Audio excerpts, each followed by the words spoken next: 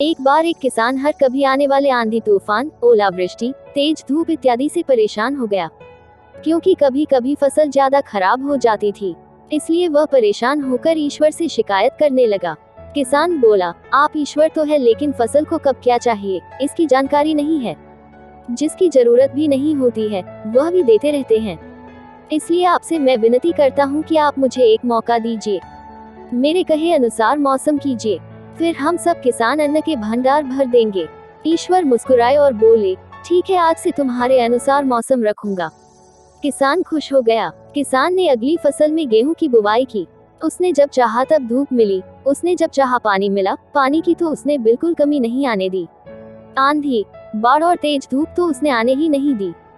समय बीतने पर फसल बड़ी हुई। किसान भी बहुत खुश हुआ कि इस बार शानदार फसल दिख रही है। इस पर ईश्वर बोले, हे प्रिय किसान, ऐसा तो होना ही था, क्योंकि तुमने इन पौधों को बिल्कुल भी संघर्ष नहीं करने दिया। इन्हें ना तो तेज धूप में तपने दिया, न ही आंधी का सामना करने दिया। इन्हें किसी भी प्रकार की चुनौतियों का सामना नहीं करने दिया। इसलिए बाहर से भले ही अच्छे दिख रहे हो, लेकिन ये अंदर से बिल्कुल खोखले हैं। इनके अंदर कुछ भी दाने नहीं। पौधे जब विभिन्न चुनौतियों का सामना करते हैं तो उनमें ऊर्जा पैदा होती है। यह ऊर्जा उनके अंदर सही सामर्थ्य पैदा करती, जिनके लिए वह बने हैं। दोस्तों, ठीक इसी प्रकार जब तक इंसान संघर्ष से नहीं गुजरता है, वह आदमी खोखला रह जाता है। जीवन की चुनौतियां ही उसके लिए उन्नति के नए रास्ते खोल देती हैं और आदमी को मजबूत और प्रतिभाशाली बनाती है।